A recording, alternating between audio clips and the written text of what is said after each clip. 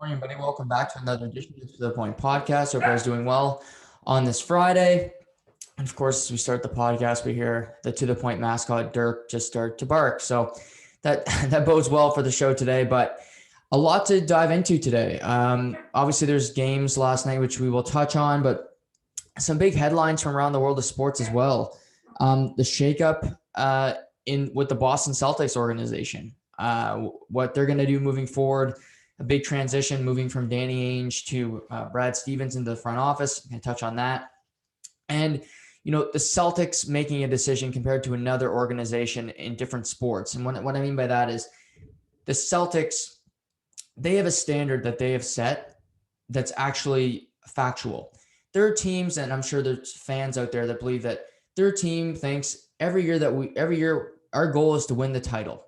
And it's complete bullshit. The Celtics aren't. They have one goal every year, and that's to win an NBA title. And if they don't get that, they make change.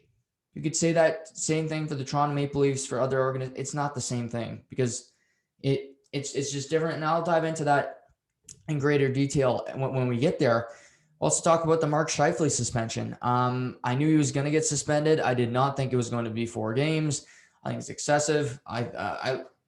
Again, video replay, I hate it. Obviously, they use it for this. I've watched the hit so many times now; it's ad nauseum, and I have a different outlook on it. Honestly, I don't think the NHL got it right.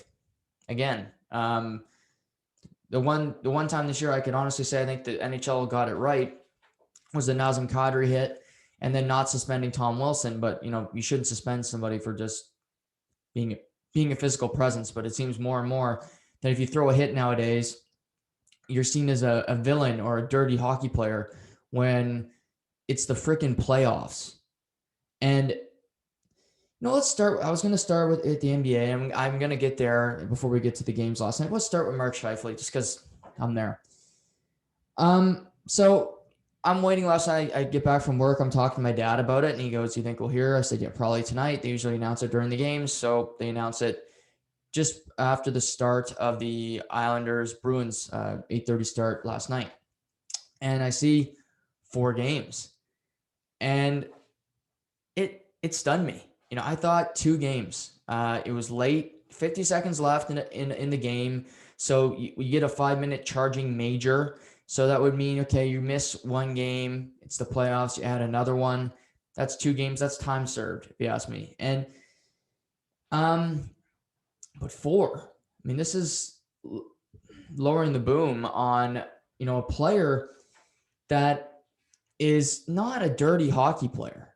And this was, just for the record, not a dirty play. Jake Evans sees the puck and he's going to the net. He does exactly the right thing until he keeps his head down. Now, I don't know what you can do as a defender when somebody has their head down and you try to hit them. Because guess what? They're in a vulnerable position. And something we see all the time now is defensemen, when they're on their side and they see a guy coming, what do? They turn. And then it's a blindside hit. And people say, well, that was a dirty check. It was a check from behind. No, it was not. It was a player changing their body position at the last second so that they can either draw a penalty or it makes the attacker look villainous in this case because they had a physical presence on the play. And Jake Evans, you're trying to score a goal. You're trying to tuck that one home. Mark Scheifele, did he beeline it from his own zone? No doubt. It was a charge. But are we going to teach our kids, the future players of the game? You know what? On that play, just mail it in. Let him put the goal home. It's a 1-goal hockey game. And to set a precedent to the future kids of this game, okay, when a guy's real close to the net and you can hit him to stop him from scoring a goal, or you can just let him, poke it home. Just let him score. Just give him the space and just let him have it. Like that's what we're teaching our future kids of the game. Well, how soft can we make hockey? We're seeing a shift where, concussions, head injuries, they should be talked about openly because it's a serious issue. Of course, concussions, CTE, it's an ongoing problem, but here's just the facts of life. Good show if you've never seen it. Concussions, head trauma is going to be in sports forever because just black and white, it's a physical combat sport. You don't sign up to play checkers thinking you're going to get a concussion. You sign up to play hockey, you know the risks. Careers are ended. When you play football, when you play hockey, when you play rugby, you know there's a risk. You know it. When you play in the NFL, you know that maybe your knee isn't going to be very good when you're done as a running back because you can blow it out 2 to 3 times. In this case, I don't know what Mark Scheifele can do. Was he full tilt Wednesday night? Yeah. He went after Ben Sherratt. He clearly was pissed off. The team was terrible. But I disagree with the suspension again. 4 games in the playoffs. Okay, if you suspend him 4 games regular season, fine. So what this tells me is that this hit is 4 games in the playoffs. I double everything that I see in the playoffs. This is at least an 8 to 10 game suspension in the regular season. Like, are you crazy? Like, what would have Tom Wilson gotten for this hit? He'd be out of the damn league. You know, I really like Ray Ferraro, but he compared this hit to the Rafi Torres one, and I completely disagree. Rafi Torres targets the head every time he hits somebody. He was a dirty player, if you ask me. He's similar to Matt Cook, who I have no respect for.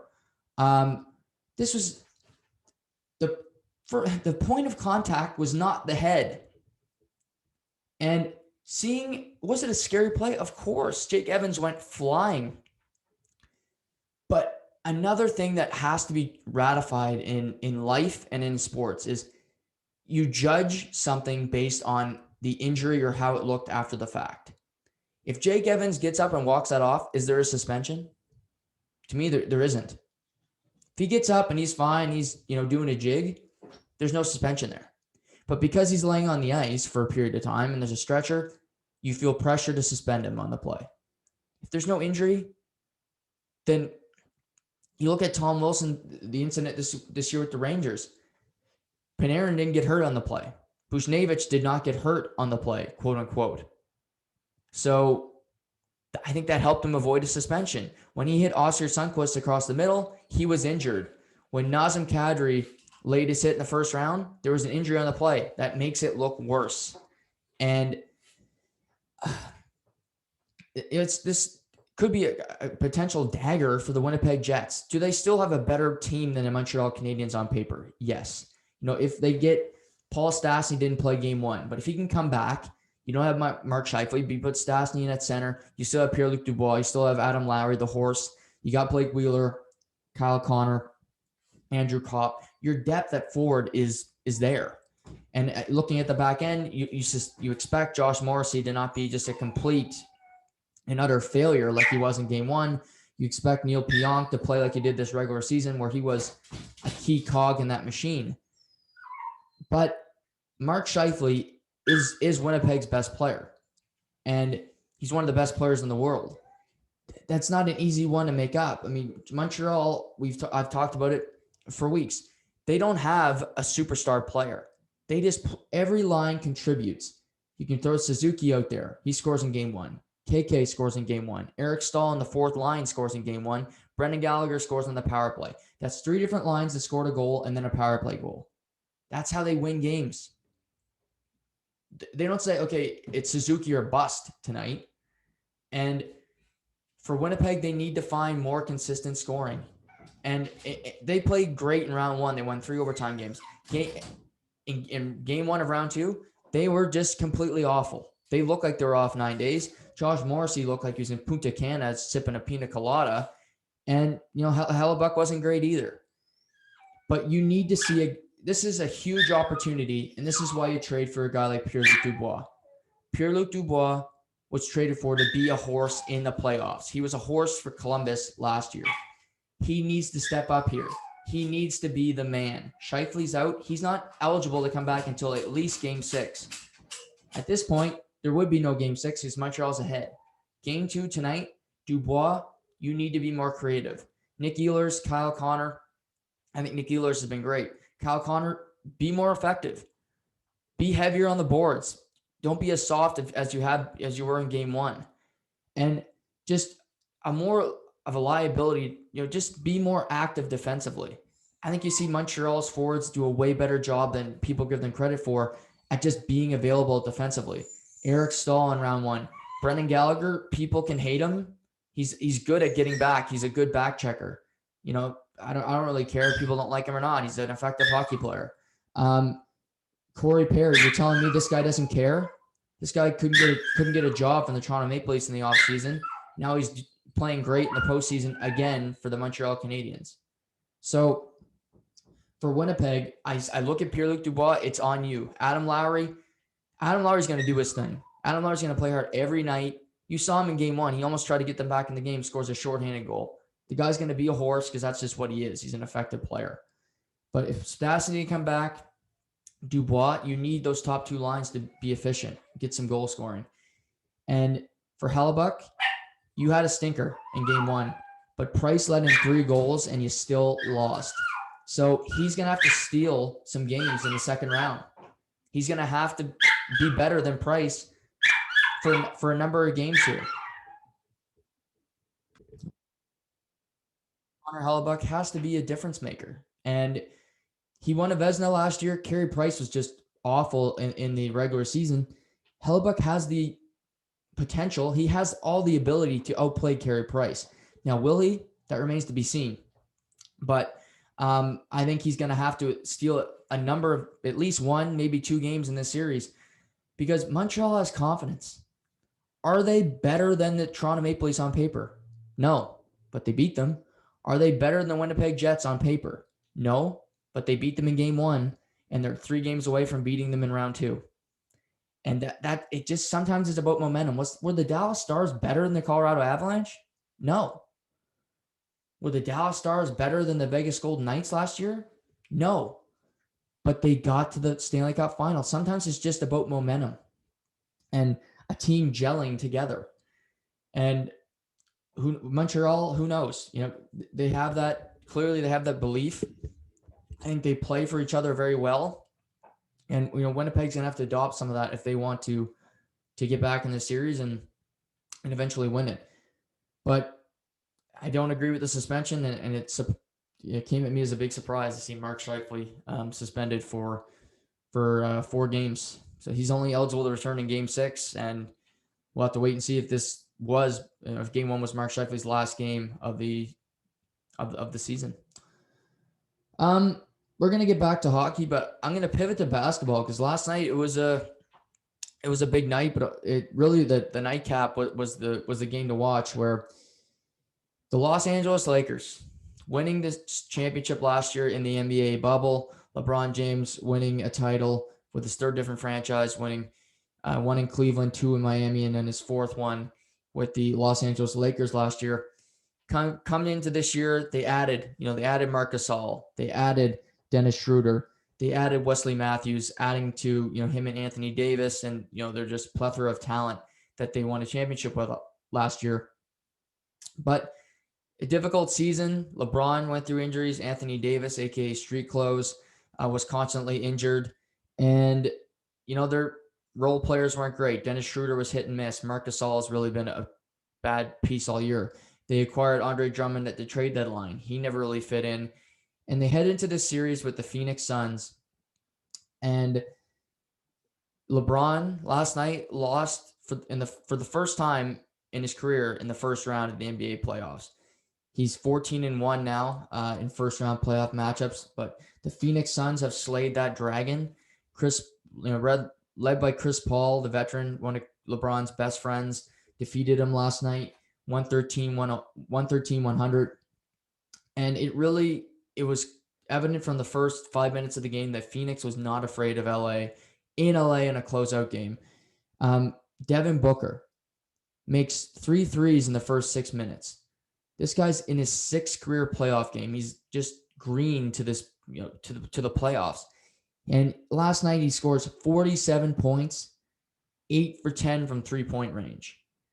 That is called an ice cold killer in an elimination game, your 6th playoff game you've ever had in Staples Center, playing against LeBron James, the best player of his era, and you just go out there and whoop his ass.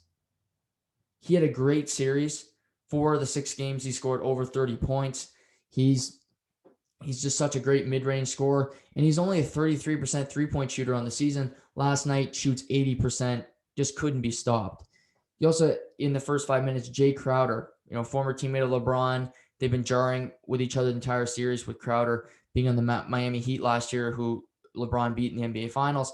He goes 6 for 10 from 3-point range last night, 18 points, and makes 2 of them in the first 4 minutes. Both led to timeouts by the Lakers on the floor.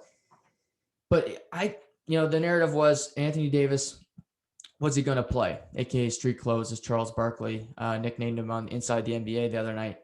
He did play. First 5 minutes, he was on the floor, but about the 5-minute mark, he jumped in the air attempting to block a shot. And when he landed, he grabbed his groin immediately and went to the bench, and he did not play another minute. He played 5 minutes, getting an assist and a rebound on the night, and that was it. LeBron played some big minutes, played 43 minutes, getting 29 points, 7 rebounds, 9 assists, but it was for naught. The game turned out to be 113-100, but it was never that close. Phoenix played a lot of reserves down the stretch. The Lakers played their starters deep into the game, but Phoenix was in total control from the jump. And Dennis Schroeder did score 20 last night, and you saw decent performances from a few other players, but it just wasn't enough. And I'm not calling it the end of an era. LeBron's 36 years old. He's played more minutes than anybody in almost in NBA history. He's getting there. But this is the first year where I can really say that I didn't see LeBron James of old. He did look old, but not the LeBron James of, in Miami or in Cleveland, where he could win a series, especially a first-round series, without a second superstar. He beat the Indiana Pacers. He beat the Boston Celtics without Kyrie Irving a number of years back, without Kevin Love. He couldn't do it here. The Phoenix Suns were too much, and also he just didn't bring that much to the table. The Lakers are best when Anthony Davis is driving the offense. He's younger. He should. LeBron's 36 years old. He shouldn't be the one having to carry that weight all the time. But Davis just being such a health hazard, it seems like LeBron has to take that all on his shoulders, and it just didn't happen. Now, I'm not saying LeBron James is done. He's 36. He'll be back next season. He's still under contract with the Lakers, and I'm sure he'll be a favorite to win the title. I mean, it's LeBron James, and the odds makers will place a good bet for the Lakers.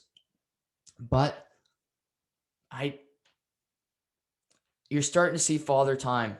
He's been a guy who's played so many minutes, been in so many finals, but through all of that, he's had hardly any injuries. He likes to play a lot of minutes, and it might be catching up with him. And he's, Tom Brady's 43, and he's only had one injured season where he missed the entire thing. But LeBron has so much wear and tear. You have to go through 4 rounds every year to get to a finals. Even when you're losing in the finals, it's debilitating. And for his legacy, this is honestly better than losing in another finals, because, the argument between him and Michael Jordan is, well, Michael Jordan is 6-0 in the NBA Finals. Just for the record, Michael Jordan has lost 3 times in the first round, including twice being swept. So, these two are very different players. LeBron, again, Jordan's the best to me, but you got Kobe Bryant in there. I think still got to put Tim Duncan up very high on that list. You can make your own list, but LeBron's right there. But for his overall legacy, I think this helps him losing in the first round and losing in the finals to Brooklyn, which I think would have happened. But this is obviously going to be a big offseason for the LA Lakers. You got Dennis Schroeder, who's a UFA. Andre Drummond can walk. Kyle Kuzma's a guy who's under contract, but sure Lakers fans would love to see him move on. He's got 2 points last night, averaged 6 points a game for the series, was really a no-show, and plays little to no defense. So when he's not scoring, he's not very effective on the floor. And for Anthony Davis, it's all about health. Is he great? He's the top 10 player when he's on the floor. But being on the floor is the main objective. The best ability is availability. It's the oldest cliche in sports, but guess what? It holds up throughout all the years, all the ages of sports. And for Anthony Davis, he wasn't there. And him being a younger guy, being 28 years old, you need to be on the floor. LeBron at 36, and then you have a bunch of guys that are really underachieving, not confident shooting the ball. They shot as a team below 33% from three. You're not going to beat anybody. And, this really was the coming out party for Devin Booker. I think it solidified him as a superstar. When you have a closeout game on the road and you put up 47 points and you only miss 2 3-pointers, that's sending a message that you're here to stay. And, this is your league now. And LeBron clearly a lot of respect for him. He signed him a jersey after the game. These two have a lot of mutual respect. But Devin Booker is a guy that can shoot the ball like no other. We've seen him get 60-point games in the regular season. He's a guy that can draw 50. So with Chris Paul, they got to hope he can stay healthy. But Phoenix is the number 2 seed, the second best record in the West for a reason, and they're moving on. And prior to the Lakers losing, we saw the Denver Nuggets dispatch of the Portland Trailblazers in 6 games. It was Damian Lillard in Game 5 who really kept his team alive. He got 55 points, made 6 threes in the 2 overtimes with 10 assists, and didn't get a lot of help from CJ McCollum or Nurkic or anybody at that time frame. He couldn't get anybody to help him get a bucket. And last night, Portland started off well. They got a lead. Lillard wasn't shooting the ball well, but we saw Nurkic was effective, McCollum, even Carmelo Anthony. But it was Nikola Jokic in the third quarter, and Denver did not want to play Game 7 at home. And Nurkic scored 23 points in the third quarter. He, had a big game, getting 38 for the night, but 23 points in the third quarter alone. And the Nuggets ended up getting a big performance from Monte Morris. He's the Denver Nuggets' Jordan Clarkson, who plays for the Utah Jazz. He's a guy that can drop 24 on a given night. He can be so effective as a 6-man. That's what Morris was in this series. He averaged 23. He averaged 18 points off the bench. Last night he gets 21 points, 9 assists. You had JaMychal Green, a backup center, who had 10 points, 9 rebounds, who was grabbing boards for the Nuggets. And the Nuggets go back to the second round for the third time in the last 4 years. It's a franchise that's been winning. They got Nikola Jokic, who's going to be the MVP this year. Jamal Murray's a promising guard, but really impressive that they win this series without Jamal Murray. He was really their superstar in the bubble last year when they beat the Jazz and beat the Clippers in 7 games before falling to the Lakers. But he took a step, the guy from Stratford, Ontario, really showing himself to be a superstar. He blows out his knee. And yeah, they're the 3 seed, but they come in a slight underdog, and they still find a way to win this series. Nikola Jokic averaging in 5 games, he had over 35 points. The one game he had 16, where they got blown out in Game 4, but he was fantastic. And it's just been great performances. Michael Porter Jr. last night had 17 of the Nuggets' first 20 points.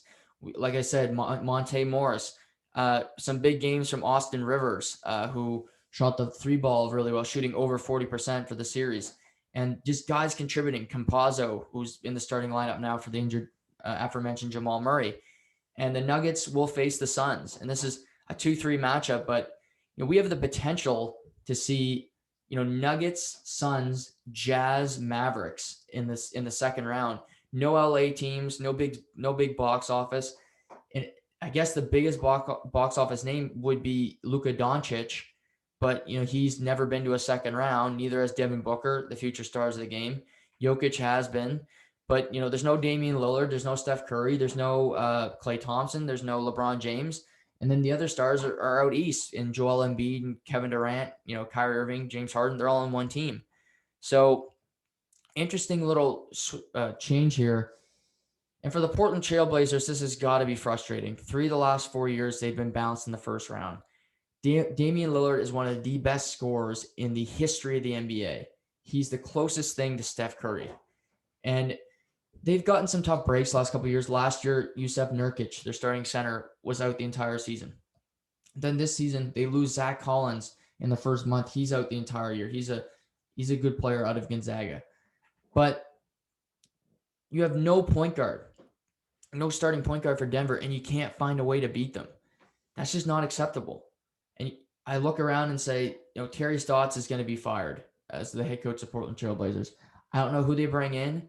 An interesting guy would be Nate McMillan, the current interim coach of the Atlanta Hawks. Why they haven't said that he's going to be the coach moving forward is beyond me. But he's a guy that's coached in Portland before as an assistant. I know who wouldn't want to coach Dame Lillard. Obviously, Trae Young is an interesting piece, but he's not Dame Lillard.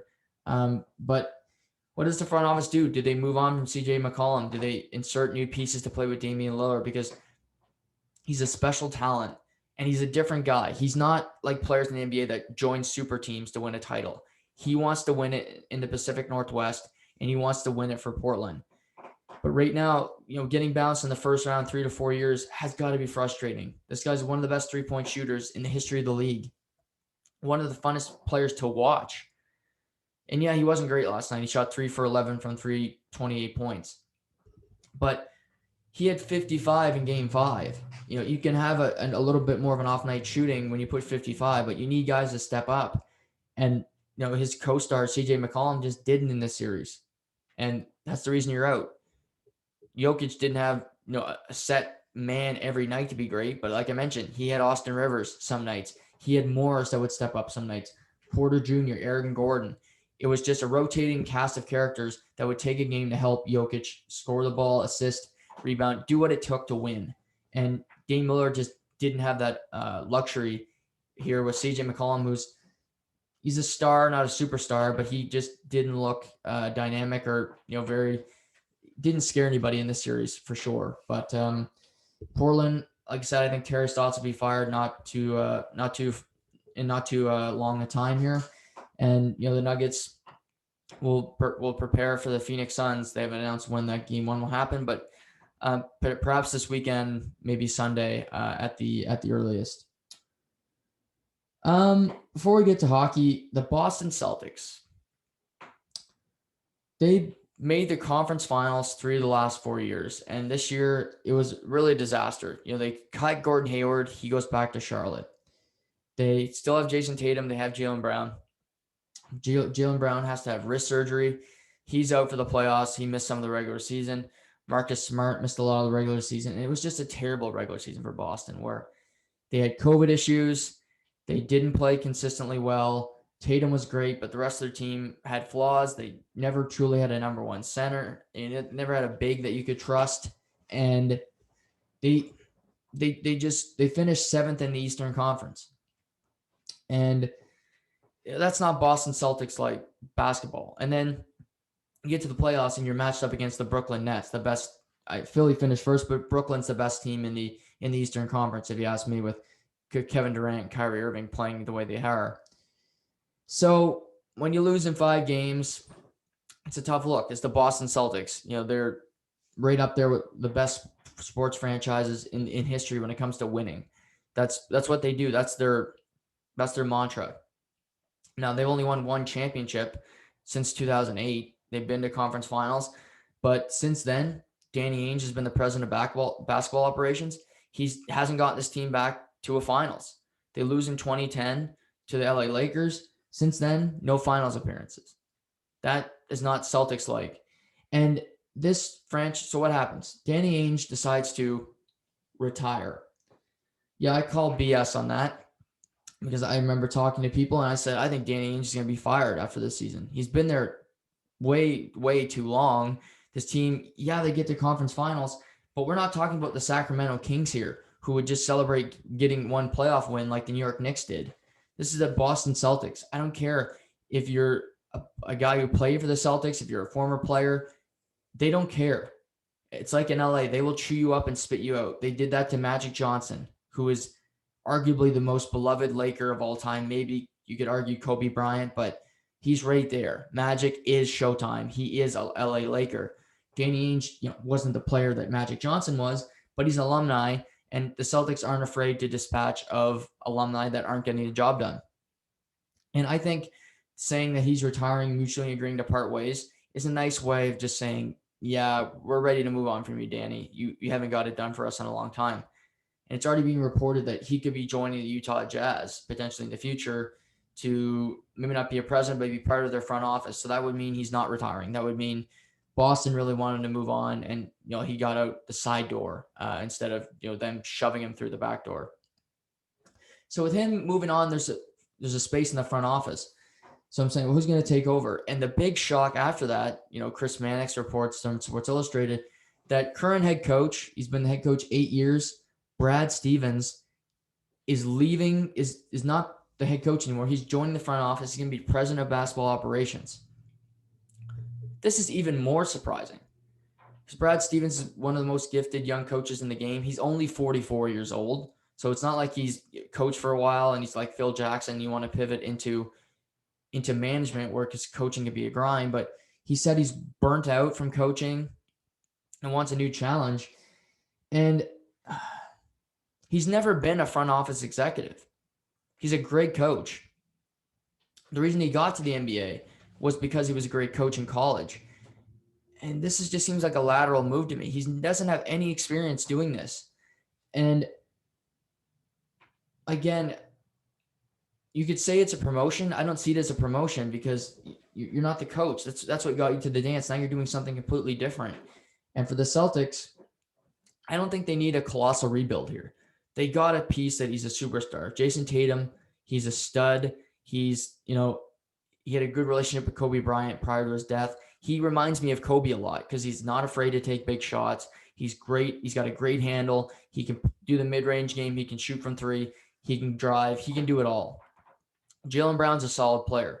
Marcus Smart, really good guy. Six man off the bench. Can score when you need him to. He can steal the ball. He's a utility knife player, so to speak. After that, the roster does get thin. They traded for Evan Fournier. That trade made no sense to me, the trade deadline. Again, they got rid of Daniel Tice. They have Robert Williams. Tristan Thompson's on the roster. But I'd say after those three players, it does get thin. The role players are not great. Pritchard is a not bad for white guard off the bench. But they need to improve on their depth of this organization where if Tatum doesn't score 50, you need to at least have a chance to win a game. And too often this year, if Tatum, even if he scored 30, you see them looking around saying, well, who's going to get a bucket for us next possession if it's not him? But I do think they have three key building blocks in place. You just need to surround that talent with some good depth and some pieces that can help you succeed. But, the Celtics, clearly they're showing here that every year your goal is to win. That's the narrative. And for this team, I don't think it's a narrative. Just like I don't think it is for the Los Angeles Lakers. Just like if I look at the NHL, it'd be hard for me to pinpoint a team where the goal is to win a cup every year. Because I'm sure your fan base, if you're a fan, you're like, well, my team's like that. Win a cup every year or bust. It isn't. The Toronto Maple Leafs, the Montreal Canadiens, the New York Rangers, the original six. I could say, honestly, over the past decade, the team that I would put in that conversation is the Boston Bruins because they've been consistently good over the past decade, and they've added to that roster, and they make change. They'll make trades, and I do believe their goal every year is to win a Stanley Cup. These other teams, it isn't. You're telling me the goal for the Toronto Maple Leafs is to win a Stanley Cup over the last decade plus? Try to win a playoff game first. And the goal for these teams that have the objective to win every year, the New England Patriots, for 20 years, every year it was Super Bowl or bust. That's the mentality from day one of training camp. Tom Brady, he's not playing the game to get to an AFC Championship game and lose. The Boston Celtics have gotten to three of the last four Eastern Conference Finals. They've lost them all. That's not the goal of this organization. The goal is to take home the trophy, the Larry O'B. And for this group, There's some teams that, the Dallas Cowboys, the Toronto Maple Leafs, again, I'm picking on them, but it's easy. The New York Yankees, they say, oh, every year our goal is to win World Series, Stanley Cup, Super Bowl, etc. These teams couldn't close a coffin, let alone closing a title here. That's not happening. But the Boston Celtics, just their organization, where you can use that narrative and it actually has tangible impact, and you can use it correctly. The winning every year narrative is dead in most franchises. Like in Sacramento, in Buffalo, in the NHL, they don't even think about that narrative. They don't even think about. They're like, can we win a game in the next week? The Baltimore Orioles right now in the Major League Baseball, they're like, holy shit, we won 2 games against the Twins this week. They're not, oh, we got to win every year. No. I'm sure the Yankees fans won't like that I said that, but when's the last time they won? Oh, 2009. Yeah. Is it 2009? 2021. A-Rod's still juicing, but they're still not winning any titles. So not much has changed, I guess. Oh, poor A-Rod. Ben Affleck swooping in for the kill with J-Lo, but can't blame the guy. But anyway, that's just how I see the Celtics. When it comes to their head coach, nobody came to my mind when I'm like, who are they going to hire? I don't think they'll go to the college road again. They hired Brad Stevens. He did work out to an extent, and he's in the front office, so maybe he will look to hire, one of his own, so to speak. But I do think they need to hire somebody with pedigree, a coach that has a winning mentality. Coming to the Celtics, it's a big job. The Lakers did make a hire last year with Frank Vogel, which was surprising. He's not a big name. He's not, sexy, so to speak, but he did work out. They won a championship, and maybe they'll look at the outskirts and see what's available to them. But I'll be interested to see who the Celtics decide to hire and to coach next year as they begin their off season. So that we'll talk now about the games last night. It was interesting night of sports, that's for sure. Two games in the NHL. We had the Boston Islanders and then Carolina Tampa Bay, both game 3s. And we'll start with the Boston game. Now, this was an Islanders hockey game. It was tight checking through the first almost 40 minutes of the game. I'd say the first 35 minutes. Tight checking, physical play. I thought both teams were bringing it up physically. Charlie McAvoy, Cal Clutterbuck, some big hits, one on Brandon Carlo in the third period. He also laid out Taylor Hall early in the game. And it was a chippy affair, for sure. You saw some scrums after the whistle.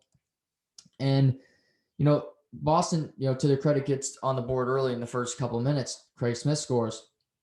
But after that, it was really muck it up. It was, you had to try to score in the power play. Both teams had power plays throughout the night, but couldn't capitalize on them. And it was the last 5 minutes of the second period where I saw the Bruins really start to play their game. The Islanders had control over the first 40 minutes, first 35, even though they were down. But the last 5 minutes, Tuukka Rask, they just killed off a penalty and momentum shifted. We saw the Bruins just start to click. We saw the Taylor Hall, Craig Smith line was great. Craig Smith got a shot, open look on Varlamov. He got him with his blocker. Taylor Hall responded with the shot on the rebound. Varlamov was great last night. Both goalies were just dialed in. But we get to throughout the third period, Boston's dominating play. They're getting shot after shot. Varlamov's just sharp in the net. He's weathering all of it. And we see Boston draws a penalty. They can't score. They're 0 for 4 in the power play. Islanders are 0 for 3 last night. And it's less than 5 minutes to play. It seems like an innocent play. The puck's dumped in, but Matt Barzal gets to the puck first. And he's behind the net, and the defense is just a little slow. And Tuukka Rask a little slow. So Barzal tries to wrap it around past Rask. Rask gets his stick, gets his skate there, but Barzal continues to whack at it. And on the third whack, before the defense can get there, it slides across the line. And it ties the game at 1. Now, this goal was unacceptable for a couple of reasons. Number one, the defensive coverage was bad. But two, Tuukka Rask, like, what are you doing? He wins the game, so it ultimately doesn't matter. But this goal could have cost him the game, and he was out to lunch on that play. It was just laziness. It wasn't. I heard Twitter last night, all the great Boston beat writers, because they're just always so accurate all the time. But they say, oh, well, Tuukka Rask is feeling somebody's injured. Okay, well, is this kid sick again? Does he need to leave the bubble and go deal with that? Or he was great throughout the rest of the game, but this was just bad. It was laziness, if you ask me. If this would be like this was Josh Morrissey in game one effort on this play, where he just didn't care. It was 5 minutes left of a 1-goal game. He probably should have a little bit more care than he did. But Barzal tapped it home. It was his first of the playoffs. That surprised me. He'd been getting some points, but that was his first. Ties the game at 1. And we see Bruins take a terrible penalty with 2:21 left.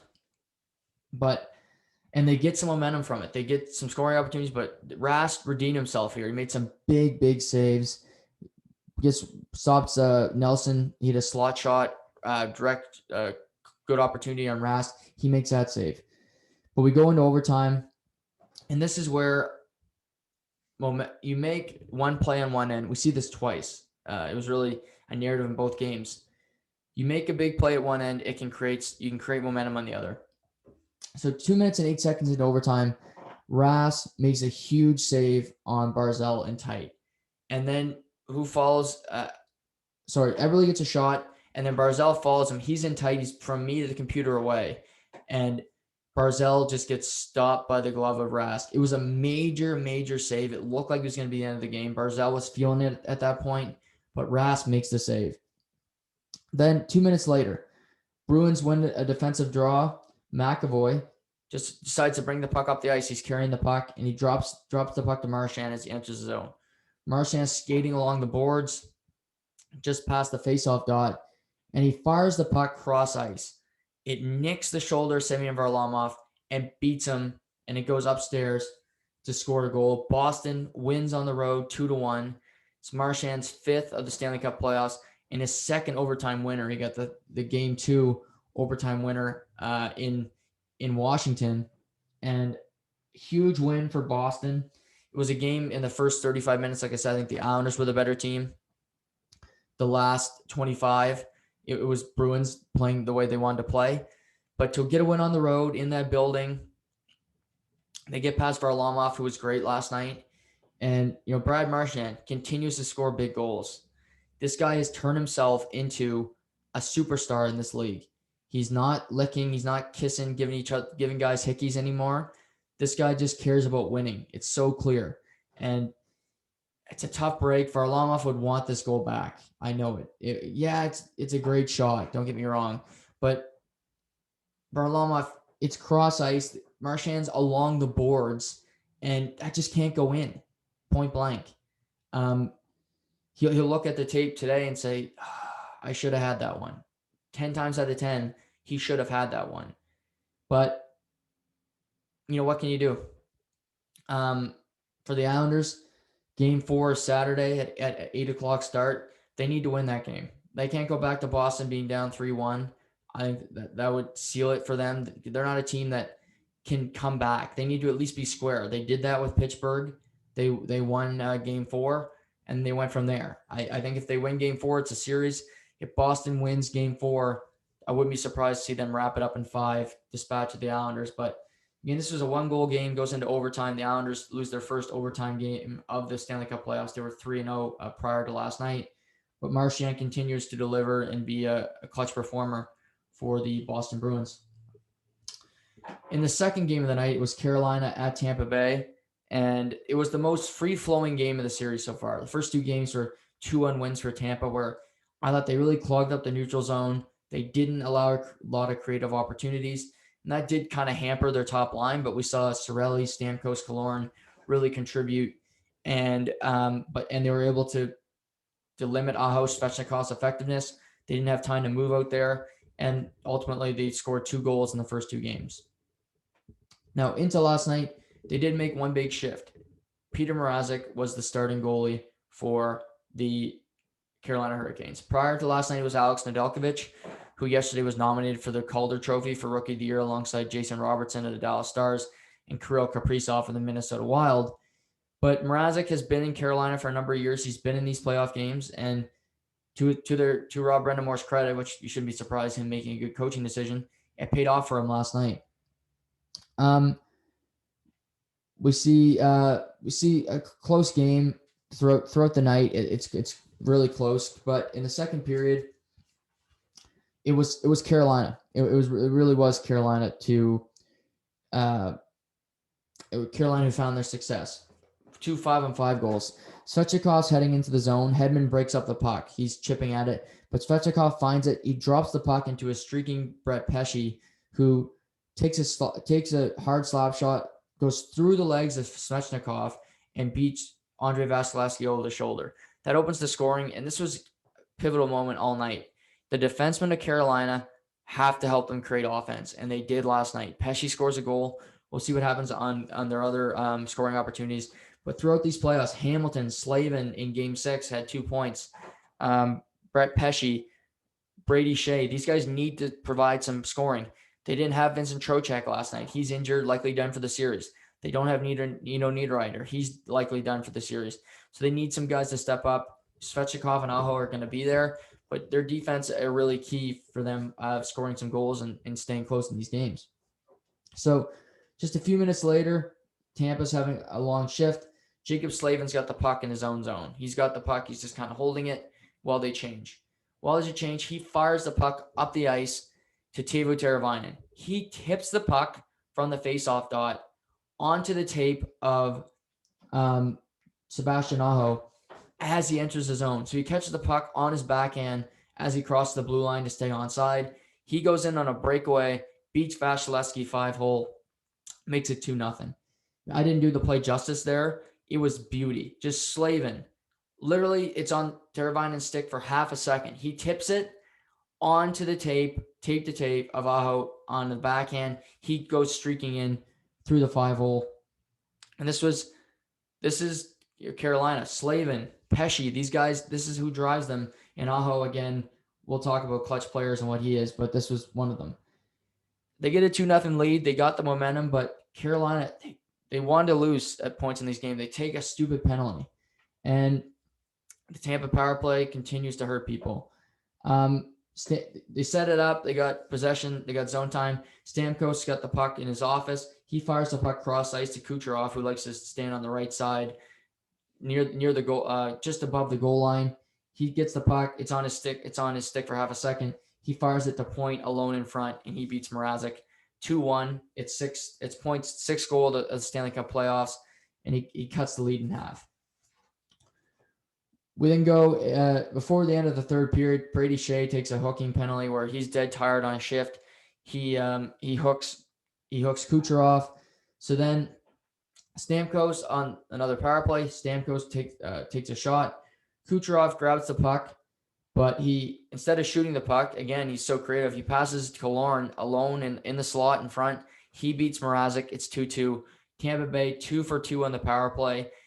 And after Carolina scores 2 5-on-5 goals, it was the power play, just the penalties killing Carolina as we head into the third period. And it was a tight game down the stretch. We did see Slavin, Pesce, they start to jump in, creating some offensive zone opportunities. But it was really, this was the turning point of the game, because this game also went to overtime, where to start overtime, Tampa had a power play. And we saw Point, Stamkos, Killorn all in the same shift get a grade A opportunity. Point was in the slot. He got stopped by the blocker of Mrazek. Then Stamkos shot it from his office. Mrazek got a piece of it with the blocker, went over the net. Killorn, another slot opportunity, makes a save, freezes the puck. And they kept going with this momentum. And Kucherov and Point were on the ice for over a minute. Offensive zone time. Carolina's dead tired. They're D on a shift for a minute and a half. But at the end of the shift, Nikita Kucherov is a really stupid play. He takes a holding the stick penalty in 200 feet from his own net. He's mad that they stole the puck. They didn't score on this play. And he had a good game power play wise, but in this series, he has not been that great. And this is just stupid plays that he does make. He takes a stupid penalty. And on the power play, Carolina not successful to this point, but Svechnikov's on the boards. Aho is down below the goal line. He pops up on the play to the top of the circle. He lets a puck go. It beats Vasilevsky over the blocker, off the post and in. And Carolina wins the game on the road 3-2, makes the series 2-1. Now, Kucherov deserves to be buried for this. It was a selfish penalty. He didn't score in the play. Clearly, he was frustrated that he didn't, but he cost his team the game. You had all the momentum in overtime. Carolina was on their heels. You give them a power play, and credit Sebastian Aho. Last week when I talked about them winning against Nashville, this guy is a clutch performer. This guy is money. You can have your Mitch Marners. You can have these guys that make all this money. I'll take a guy that I know is going to be clutch in the playoffs. This guy's been doing it for Carolina. He did it again last night. 2-goal performance. Andrei Svechnikov had a 2-point performance. Peter Mrazek played one of the best games of his career. You lose last night, the series is over.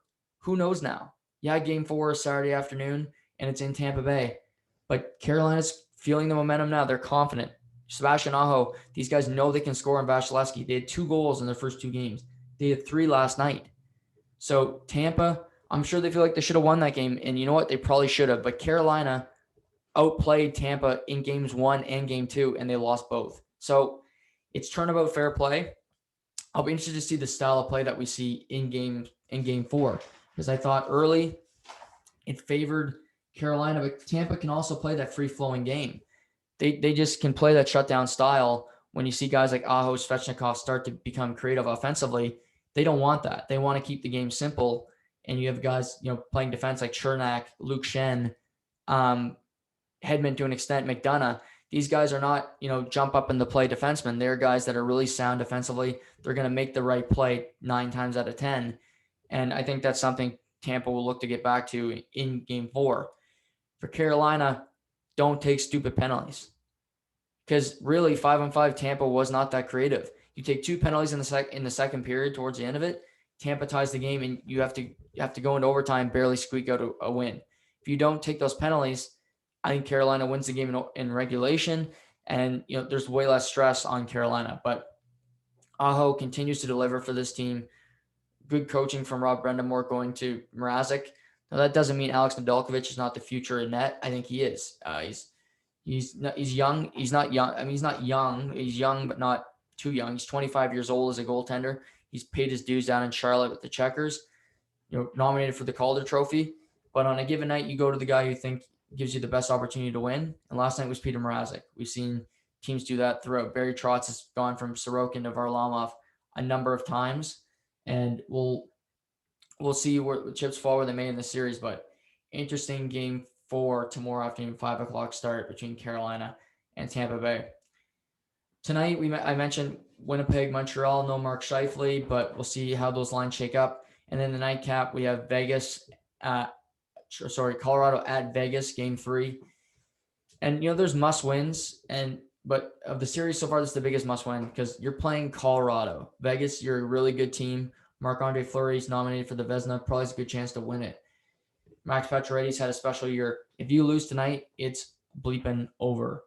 You probably won't be going back to Colorado. It should be so defeated. Colorado got outplayed in game 2. They still found a way to win. I think they'll come out and play better tonight. But there's just something about Vegas. They're too good of a team to go down 3-0 to Colorado. Because if they go down 3-0 to Colorado, I don't think a team has a hope in hell of even competing with the Avalanche. I mean, you got McKinnon, you got Makar, Landeskog, Rantanen, and this team is stacked. But I think Fleury will play well tonight. I think you'll see Pacioretty start to score more, create more offensively. You'll see the Marchessault, Smith line really start to dance and create some high-end scoring opportunities. So I'll take the Vegas Golden Knights to win at home tonight to make it a 2-1 series and make it a little more interesting. I'll also take Winnipeg to tie it up tonight. They can't go back 0-2 going back to the Bell Center on Sunday, but I think we'll see both home teams win tonight and make it a 1-1 series and a 2-1 series respectively. A lot today. French Open, of course, yesterday I say Arina Sabalenka is going to win the title for the women. She's out this morning, of course, lost to Palianchikova in 3 sets. So, good on me to pick her, and she's already out of the tournament. Just looking at scores here, Victoria Azarenka's already moved on. She beat Madison Keys in straight sets this morning. So impressive win for her. We saw Roger Federer win yesterday. He beat Marin Cilic, his old veteran running mate, in 4 sets. He's now 10-1 all time against Cilic. And this one we see Kenny Shikori. Medvedev is supposed to take the court today. John Isner this afternoon. Serena Williams is also slated to face Danielle Collins of the United States this afternoon. But big tennis tomorrow. We'll see Federer, Nadal, Djokovic in action. And also on the women's side, we'll see Americans world number 4, Sophia Kenin, faced world number 12, Jessica Pegula, daughter of the Pegula family, owns the Buffalo Bills and Buffalo Sabres. Fun fact. And then we'll see 16-year-old Coco Gauff of the United States face Jennifer Brady, who's been to the semifinals in 2 of the last 3 majors, really emerging as a star. And she'll look to continue that impressive resume down in Roland Garros. But this weekend we got UFC Fight Night, we got NHL, NBA, Major League Baseball, the French Open, the World Hockey Championships. Canada will play the United States tomorrow morning in the first of the semifinals, and we'll see Finland play Germany in the second semifinal. So Canada's looking to they have a chance to at least medal this weekend. Obviously, it would be nice to see them bring home a gold after Troy Stetcher with this beautiful feed to Andrew Majnapani yesterday to push Canada over the Russians into the semifinal. So all that this weekend should be a lot of fun. I was going to do a podcast this morning with Matt Wright, but he got tied up with work, so that we'll do that at a later date. He's a good guest, frequent guest, so he'll be back sometime soon. But look out this weekend. Last Sunday I did a pod, potentially do one this weekend as well. Just with so much going on, I like to keep up to date with everything, so keep a lookout for that. But everybody have a great weekend. Hopefully the weather is nice, so enjoy it, enjoy the sports, and we'll talk soon.